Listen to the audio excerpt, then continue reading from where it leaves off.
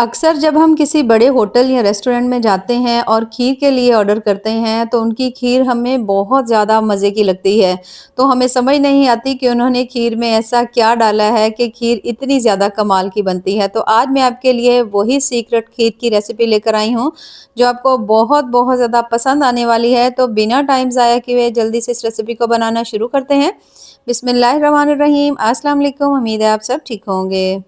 तो इस इंतहाई मज़ेदार सी रेसिपी को बनाने के लिए सबसे पहले तो आपने ले लेने हैं चावल। और चावल जो है आप कोई से भी घर में ले सकते हैं।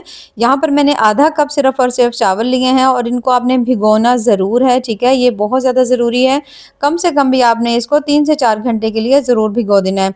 तो इसको मैंने अच्छी तरह से भिगो दिया था। भिगोने के बाद अब आपने इसको 1 से 2 दफ़ा अच्छी तरह फिर से धो लेना है, ताकि जो भी इसके अंदर स्टार्च वगैरह हो अच्छी तरह से निकल जाए।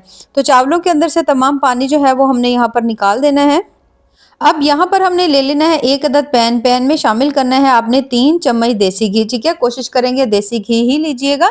उसके बाद अब आपने इसमें चावल डाल देने हैं, ठीक है। पानी आपने इसके अंदर से अच्छी तरह से निकाल लेना है। तमाम चावल जो हमने पहले से भिगो करके रखे हुए थे इसमें डालेंगे। अब हमने चावलों को अच्छी तरह घी के अंदर भून लेना है। आमतौर पर जब हम खीर बनाते हैं तो जो चावल हैं हम इसी तरह से कच्चे ही यूज़ करते हैं, तो वो भी खीर अच्छी बनती है। लेकिन जब आप इस तरह से थोड़े से घी के अंदर चावलों को भून लेंगे अच्छी तरह और उसके बाद आप इसे पकाएंगे तो आपको इसके जायके का वाज़िया फ़र्क फ़ील होगा कि ये वाक़ई बहुत ज़्यादा टेस्टी बनती है।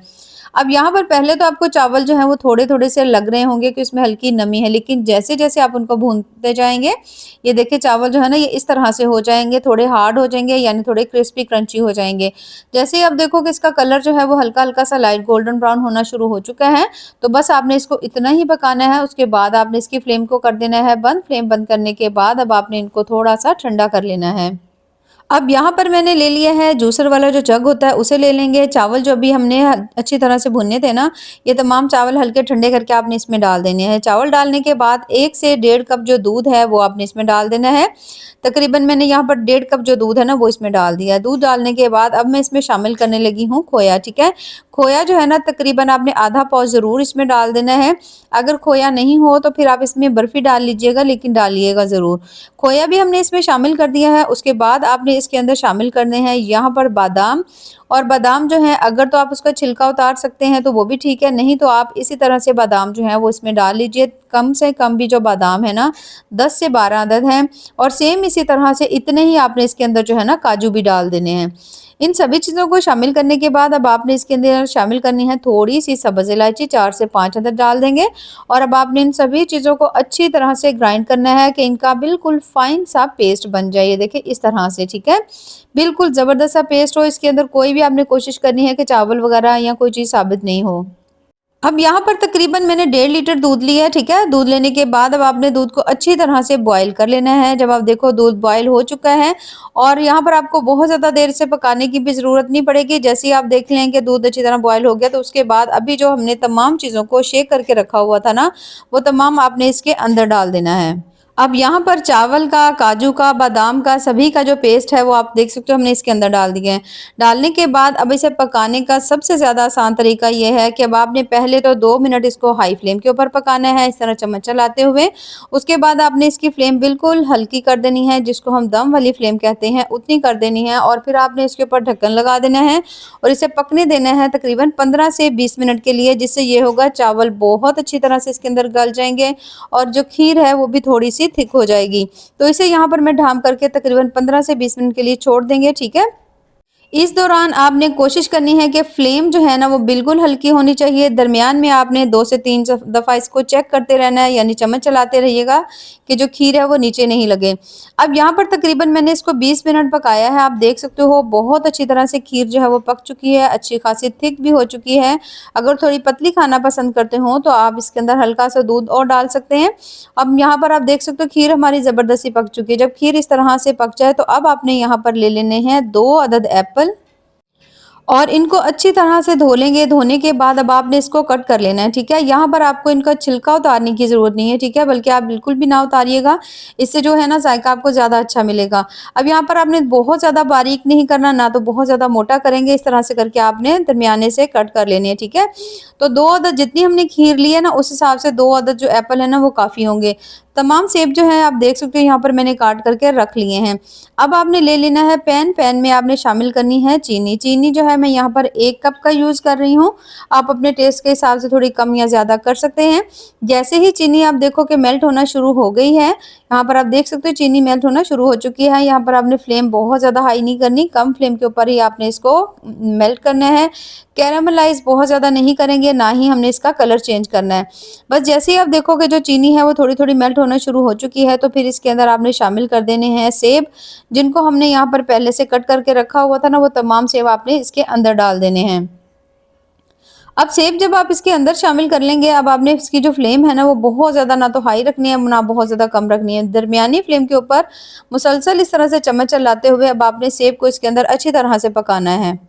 अब जब आप सेब को चीनी के साथ इस तरह से पकाएँगे, तो जो सेब है ना, वो उसका ज़ायका आपको बहुत ज़्यादा मज़े का लगेगा, ऐसा लगेगा जैसे आप सेब का मुरब्बा खा रहे हों।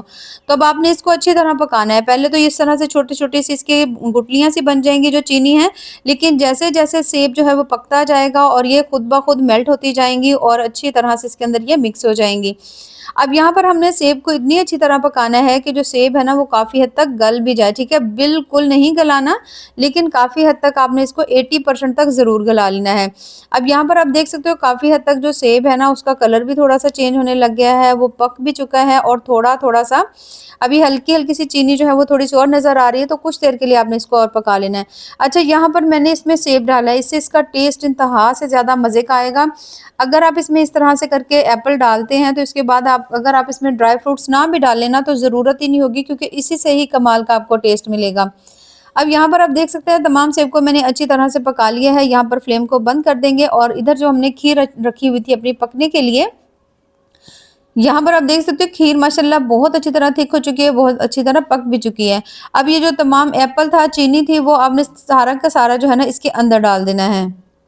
अब तमाम एप्पल जो है अच्छी तरह से जिसे हमने पका कर के रखा हुआ था, उसे मैंने इसमें डाल दिया, ठीक है? बिल्कुल थोड़ा-सा मैं इसके अंदर से बचा लूँगी, वो हम बाद में यूज़ करेंगे। अब आपने एप्पल को इसके अंदर अच्छी तरह खीर के अंदर मिक्स कर लेना है, ठीक है? जो थोड़ा-सा आपको हार्ड लग रहा था ना, जैसे-जैसे हम चीनी में पका रहे थे, जैसे ही आप खीर में डालेंगे, एप्पल दोबारा से सॉफ्ट हो जाएगा और जो चीनी थी ना इसके अंदर, वो इसी के अंदर अच्छी तरह से मेल्ट हो जाएगी। अब यहाँ पर आपको अलग से इसके अंदर चीनी डालने की बिल्कुल ज़रूरत नहीं पड़ेगी, बल्कि इतनी ही चीनी जो है ना, वो काफ़ी होगी। बस यहाँ पर आपने इसे डाल करके अच्छी तरह पका लेना है। जैसे ही आप देखो आपने इसको 1 से 2 मिनट के लिए पका लिया, क्योंकि बहुत ज़्यादा टाइम आपने इसको नहीं देना। अब यहाँ पर आप देख सकते हो 1 से 2 मिनट मैंने इसको अच्छी तरह पका लिया। पकाने के बाद खीर भी काफ़ी अच्छी तरह थिक हो गई है, एप्पल भी बहुत ज़्यादा सॉफ्ट हो गया है। तो अब इसे थोड़ा-सा और मज़ेदार करने के लिए हम इसके अंदर शामिल करेंगे तकरीबन 2 से 3 अदद केवड़ा एसेंस के ड्रॉप्स और सेम इसी तरह से 2 से 3 अदद आपने इसके अंदर शामिल कर देने हैं वनीला एसेंस के ड्रॉप्स। अब आपने इसके अंदर थोड़े से बिल्कुल बादाम डाल देने हैं, ठीक है? अगर आप चाहो तो यहाँ पर आप सब्ज़ इलायची का पाउडर भी ऐड कर सकते हो। अच्छी तरह से यहाँ पर मिक्स करेंगे और इंतहाई शानदार से हमारी यहाँ पर जो खीर है वो यहाँ पर तकरीबन बन करके तैयार हो चुकी है। लेकिन अभी हम इसमें एक और चीज़ डालेंगे जिससे ये खीर और ज़्यादा मज़े की बनेगी। तो यहाँ पर आप देख सकते हो खीर हमारी ज़बरदस्त से तैयार हो चुकी है। अब हम इसमें शामिल करेंगे तकरीबन 4 से 5 चम्मच जो है ना आपने इसके अंदर जो डाल देनी है फ्रेश क्रीम। अगर हो वो डाल लीजिए, नहीं तो आपको जो मार्केट से जो क्रीम मिलती है आप वो भी डाल सकते हैं, ठीक है? तो तकरीबन 4 से 5 चम्मच जो क्रीम है आपने इसमें डाल देनी है। यहाँ पर आपने फ्लेम को बंद कर देना है और सिर्फ इसको आपने अच्छी तरह मिक्स कर लेना है, ठीक है? जैसे ही आप क्रीम को अच्छी तरह से मिक्स कर लेंगे तो यहाँ पर आपकी खीर ज़बरदस्त सी तैयार हो चुकी है, जो कि बहुत बहुत ज़्यादा मज़ेदार इंतहाई टेस्टी बनी है। तो अब हम इसे निकाल लेते हैं किसी भी प्लेट में। और यहाँ पर आप देख सकते हैं माशाल्लाह बहुत ही ज़्यादा टेस्टी इंतहाई मज़ेदार सी हमारी जो खीर आज की बनकर के तैयार हो चुकी है। ज़रूर इसमें एप्पल ऐड करिएगा और जिस तरह से मैंने आपको बताई उस तरह से ज़रूर बनाइएगा और बना करके हमें कमेंट्स में ज़रूर बताइएगा कि आपको हमारी आज की जो रेसिपी है वो कैसी लगी।